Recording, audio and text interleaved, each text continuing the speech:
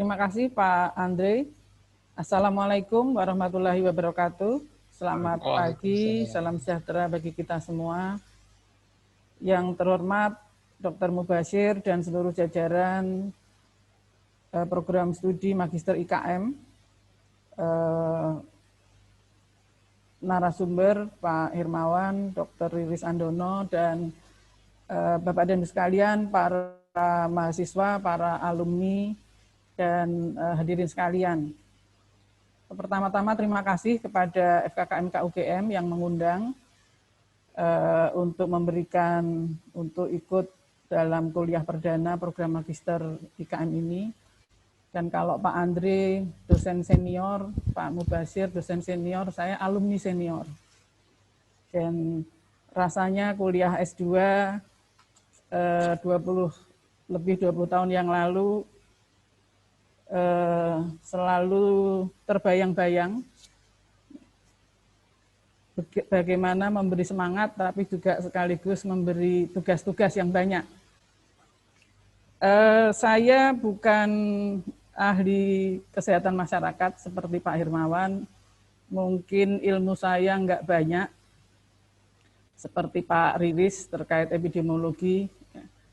Saya mencoba sharing bagaimana Kementerian Kesehatan sebagai pengambil keputusan untuk kebijakan kesehatan di saat pandemi ini melakukan upaya-upaya agar bisa mengendalikan pandemi dan khususnya dari sisi pencegahan. Kesehatan masyarakat banyak bergerak di sisi pencegahan. Sedikit pengantar, saya ingin mengambil beberapa data tentang COVID. Kalau kita lihat kondisi penyebaran COVID-19 saat ini yang penyebarannya begitu luas, dari awal Maret dilaporkan temuan pertama, kemudian hingga September sudah menembus angka 200.000 lebih kasus positif untuk COVID-19. Dan penyebarannya sudah terjadi di 489 kabupaten kota. Jadi tinggal sedikit kabupaten kota yang tidak terdampak oleh COVID-19. Dan penyebaran COVID, walaupun negara kita negara kepulauan, tetapi karena mobilitas penduduk yang begitu cepat, dinamis, maka penyebaran ke kepulauan, ke daerah-daerah yang tidak padat penduduk pun sudah terjadi. Dan saya kira kita semua memahami bahwa klaster-klaster penyebaran ini sudah terjadi di berbagai tatanan, di pasar, di perkantoran, di pesantren, di tempat kerja, di industri, dan sekarang yang banyak dibahas oleh Pemda DKI dan mungkin Kabupaten Kota Bogor adalah klaster keluarga. Sehingga isu untuk isolasi mandiri yang di daerah-daerah yang sangat terbatas sarananya menjadi hal yang sangat sulit. Untuk upaya pencegahan ini memang seperti disampaikan Pak Andre adalah masyarakat yang menjadi benteng utamanya. Fasilitas pelayanan kesehatan itu adalah benteng terakhir. Kalau kita bisa menggerakkan masyarakat untuk melindungi diri sendiri, untuk mencegah agar tidak terjadi penyebaran, maka kita bisa mengendalikan COVID-19 ini. Jadi upaya prevensi ini memang hal yang sangat penting. Protokol kesehatan harus dipatuhi secara disiplin oleh masyarakat. Tetapi tantangan kami di tingkat pusat adalah kebijakan ini tidak bisa langsung operasional karena kunci yang terbesar ada di provinsi dan di kabupaten kota. Kalau pesan ini tidak sampai ke kabupaten kota dan teman-teman di kabupaten kota juga tidak bisa menggerakkan, maka akan sangat sulit. Dan ini memang sangat kami rasakan dalam upaya menggerakkan, melakukan kampanye untuk upaya-upaya pencegahan, ini bukan hal yang sederhana untuk bisa dilakukan. Dampak dari COVID ini sudah kita ketahui tidak hanya kesehatan, sosial ekonomi, dan kalau kita lihat data-data penderitanya, maka kelompok usia produktif yang banyak terpapar, laki-laki dan perempuan tidak terlalu banyak bedanya, usia produktif jumlahnya lebih besar karena mereka yang memiliki risiko terbesar untuk terpapar, sedangkan yang risiko kematian pada kelompok lanjut usia dan kelompok rentan yang memiliki komorbid.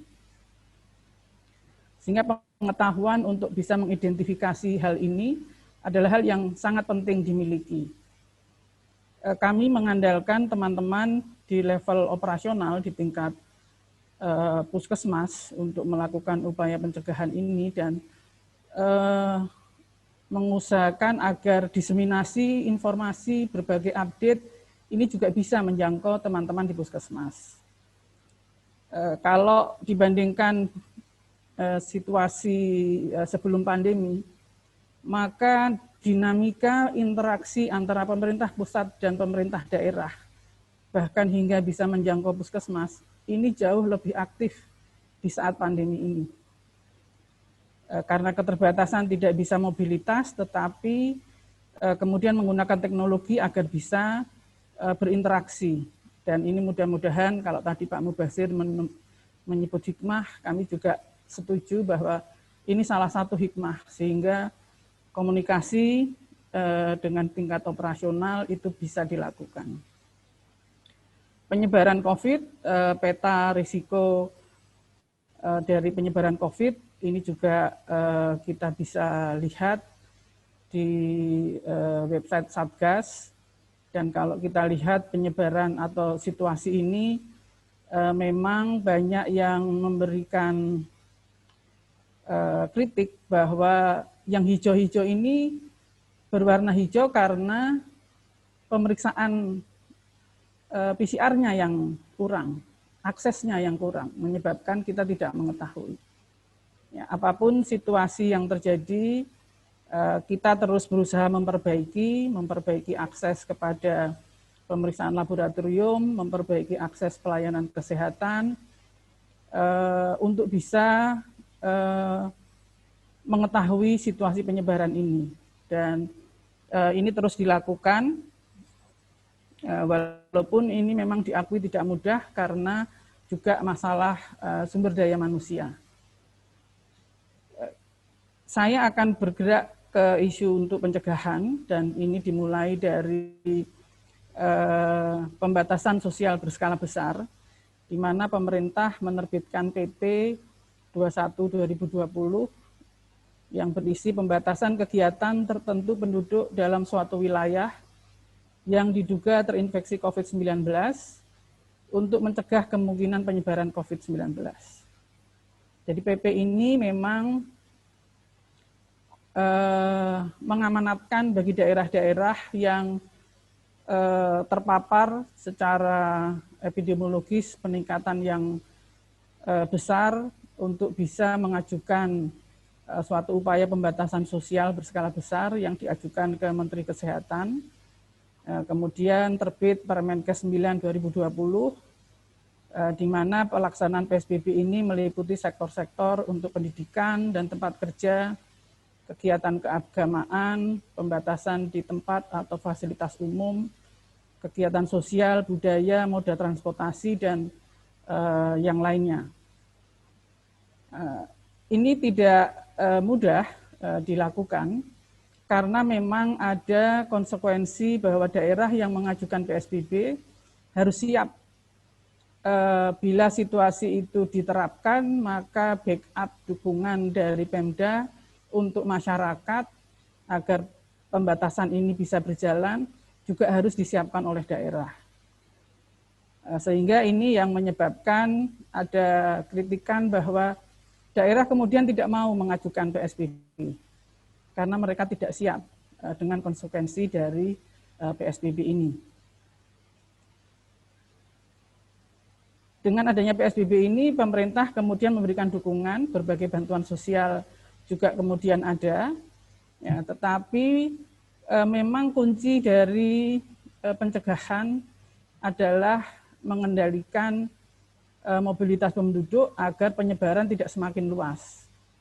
Dan pesan-pesan untuk pencegahan dengan memakai masker, jaga jarak, dan sebagainya, cuci tangan, itu adalah perilaku-perilaku yang harus disampaikan kepada masyarakat tentang protokol kesehatan.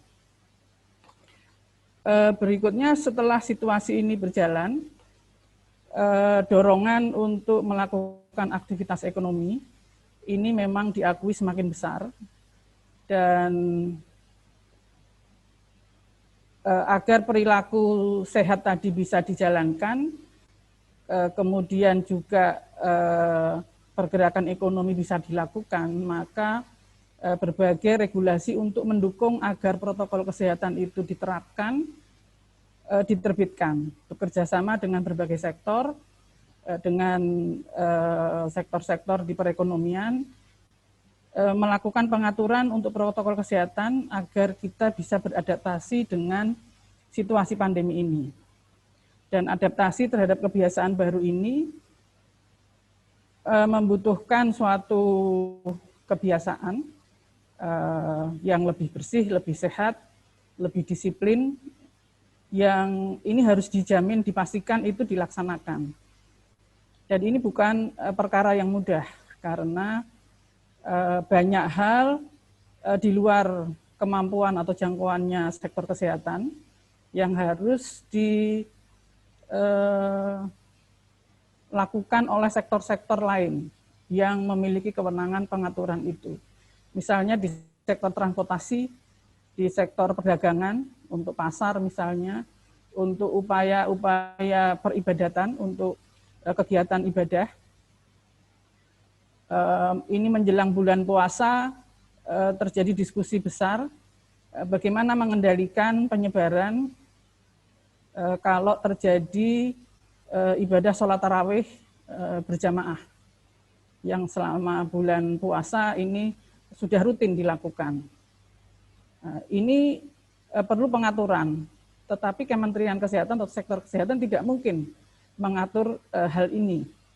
Harus berkoordinasi dengan Kementerian Agama. Ini sebagai contoh bagaimana suatu regulasi yang akan mendorong suatu protokol kesehatan untuk dilakukan, tetapi harus bekerja sama dengan sektor lain.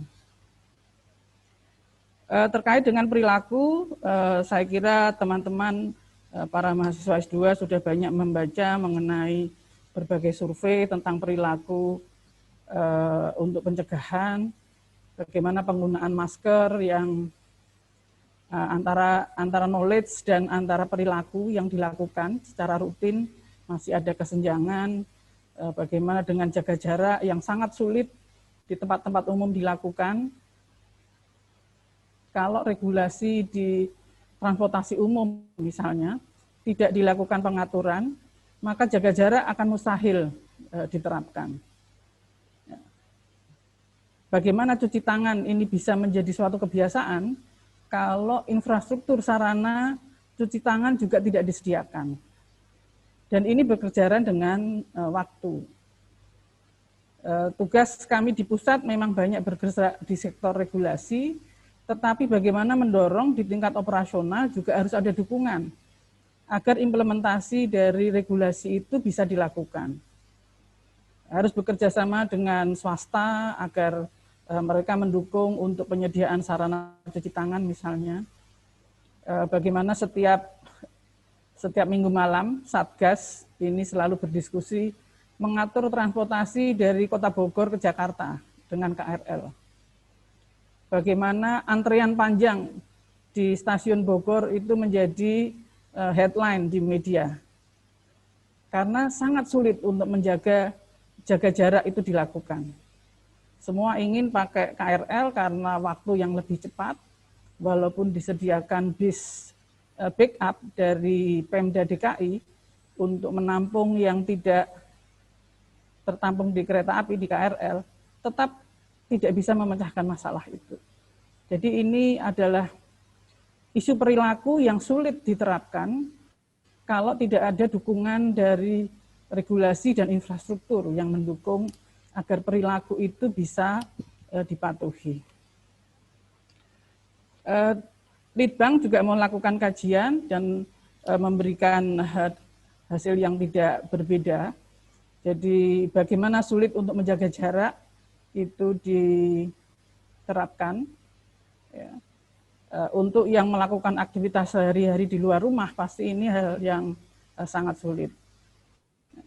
Dan ini yang menjadi tantangan bagaimana pesan yang sebenarnya sederhana, tetapi kalau diterapkan di dalam implementasi berbagai sektor, ini akan ada konsekuensi berbagai hal. Misalnya kami mendiskusikan protokol kesehatan ini dengan sektor pariwisata. Bagaimana perhotelan harus bisa menjalankan protokol kesehatan. Mereka harus tetap nyaman, privacy tetap ada, tetapi kesehatan, keselamatan harus tetap menjadi prioritas. Dan ini menjadi diskusi pada saat menyusun suatu regulasi. Sangat bagus interaksi dengan sektor perhotelan dan mereka bisa mengadopsi protokol kesehatan ini menjadi suatu standar di dalam perhotelan mereka. Jadi pesan mereka tidak hanya kenyamanan, tapi kemudian ada clean, ada healthy, kemudian ada safety, dan kemudian ada environment. Nah, ini implementasi dari pesan protokol kesehatan yang kemudian diadopsi ke dalam sektor mereka. Untuk pesan protokol kesehatan sendiri secara prinsip ada dua, yaitu protokol kesehatan yang memberikan perlindungan kepada individu, ini dengan pesan-pesan yang sudah kita kenal, yang diharapkan semua individu ini memahami. Dan kami mencoba menjangkau ini dengan berbagai tatanan, baik melalui pesantren, atau mencoba juga menjangkau ke perguruan tinggi. Jadi walaupun perguruan tinggi ini belum beraktivitas, tetapi kita sudah mendengar adanya klaster perguruan tinggi, klaster kampus. Di Unhas, di USU, sudah ada dosen yang terpapar dan sebagainya, ya. Sehingga kami juga bekerja sama dengan teman-teman perguruan tinggi untuk memasukkan, mengintegrasikan ini dalam Health Promoting University. Kemudian juga ke sekolah, walaupun sekolah juga belum melakukan aktivitas untuk penyiapan sebelum sekolah melakukan kegiatan tatap muka. Kemudian perlindungan kesehatan masyarakat yang kedua, ini untuk melakukan screening, deteksi, respon, ini yang banyak dilakukan di jajaran level puskesmas, dinas kesehatan. Ya, tetapi ini juga kita perkenalkan kepada sektor-sektor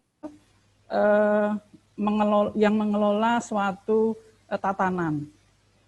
Di mana kalau di tempat industri misalnya, kalau ukur suhu itu hal yang sederhana. Ukur suhu, pakai hand sanitizer, kemudian membersihkan tempat-tempat fasilitas umum. Tapi bagaimana kalau di tempat industri itu harus jaga jarak misalnya.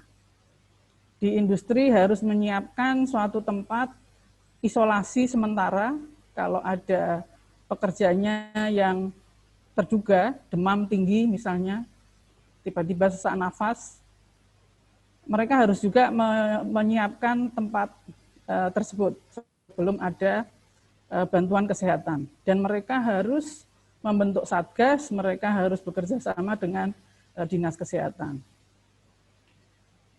Jadi secara umum di dalam selama pandemi ini kami mengupayakan membuat di dalam kelompok-kelompok kalau dibikin klaster adalah regulasi, kemudian membuat protokol, kemudian membuat pedoman, dan kemudian membuat media. Regulasi cukup banyak yang terbit di masa pandemi ini dan konteksnya adalah konteks untuk pencegahan, kemudian protokol kesehatan, kemudian pedoman-pedoman yang harus disesuaikan dengan konteks pandemi. Karena misalnya puskesmas tidak bisa memberikan pelayanan seperti biasa sebelum pandemi. Maka pelayanan kesehatan ibu dan anak didorong untuk dilakukan dengan janji temu, jadi dengan perjanjian. Tidak pasien datang kapan saja bisa minta pelayanan, tapi harus memberitahukan dulu sehingga tenaga kesehatan kemudian siap memberikan pelayanan. Tetapi ini juga tidak mudah karena posyandu banyak yang tidak berjalan, sedangkan pelayanan esensial bagi bayi, misalnya imunisasi, tetap harus dipenuhi, tetap harus dilakukan. Kemudian kami juga membuat media agar mempermudah masyarakat memahami dan sekaligus juga untuk media advokasi maupun kampanye. Jadi dari regulasi, kemudian ada protokol, ada pedoman, kemudian ada media. Dan ini sangat bermacam-macam jenisnya. Sektor yang terkait juga sangat luas. Dalam Permenkes 382, paling tidak ada 16 jenis fasilitas umum, tempat umum yang harus menerapkan protokol kesehatan. Untuk Permenkes KMK 328 untuk daerah, untuk industri dan perkantoran.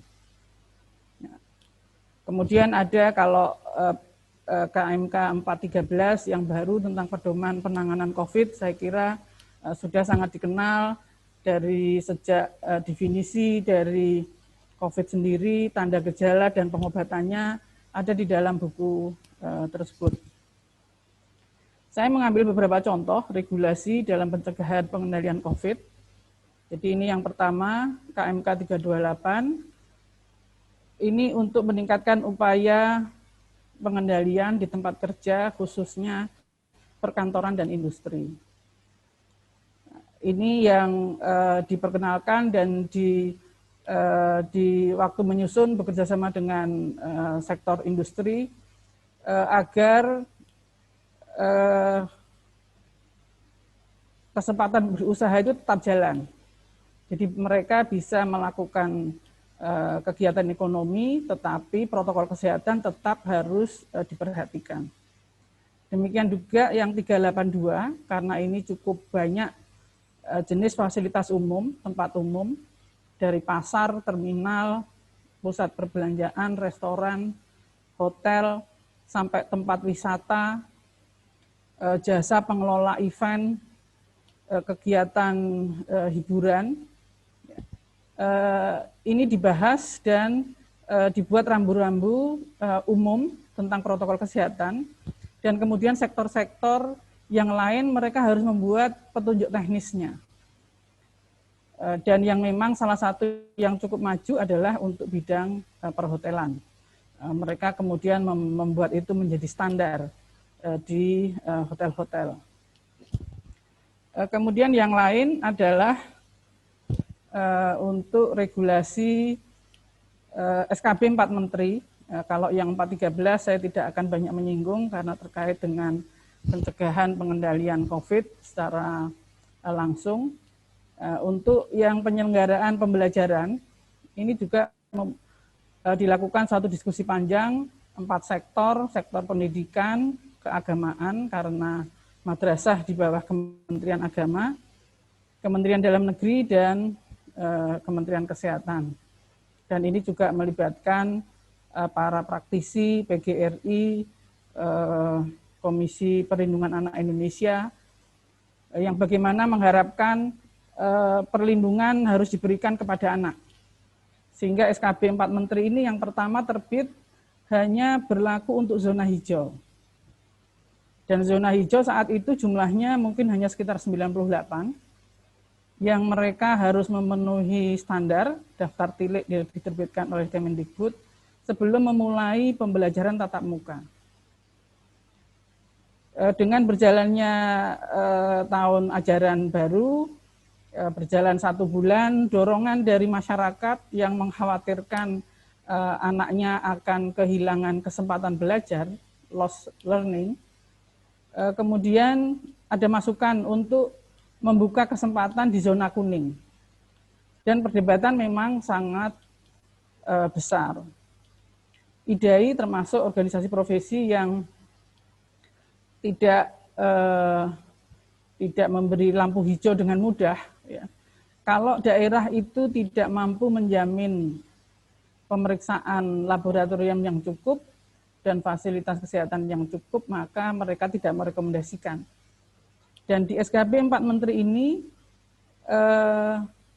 keputusan bukan dari pemerintah pusat, keputusan adalah di tingkat sekolah. Jadi kalau sekolah merasa siap, didukung orang tua, maka mereka bisa melakukan pendidikan tatap muka. Tetapi selama orang tua tidak menyetujui, walaupun sekolah telah memulai pendidikan tatap muka, mereka bisa menolak atau boleh menolak untuk mengizinkan anaknya melakukan pendidikan tatap muka. Nah, ini yang harus kami lakukan agar protokol kesehatan ini bisa diterapkan. Dan sepanjang perjalanan kami terus berkomunikasi agar selalu mendapat informasi dan feedback dari daerah. Karena apabila terjadi penyebaran, maka rem itu harus diinjak. Jadi kalau di suatu daerah industri atau wisata ternyata ditemukan klaster, maka harus segera ditutup. Itu komitmen yang diberikan oleh berbagai sektor. Pesantren ini selama pandemi sebenarnya tidak pernah ada pernyataan bahwa pesantren tutup. Kalau sekolah pada saat itu, sekolah memang libur sehingga tidak ada proses pembelajaran. Nah, kalau di pesantren, sebagian santri ada yang pulang, sebagian santri ada yang tidak pulang. Nah, sehingga Kementerian Agama mengizinkan pesantren untuk terus berjalan dan menerapkan protokol kesehatan. Kami dengan program Pesantren Sehat memperkenalkan bagaimana cara-caranya melakukan upaya pencegahan. Kalau yang ada tetap di pesantren, maka di pesantren itu seperti diisolasi. Mereka tidak boleh keluar masuk seenaknya. Dari luar masyarakat juga tidak boleh masuk, santri juga tidak boleh keluar.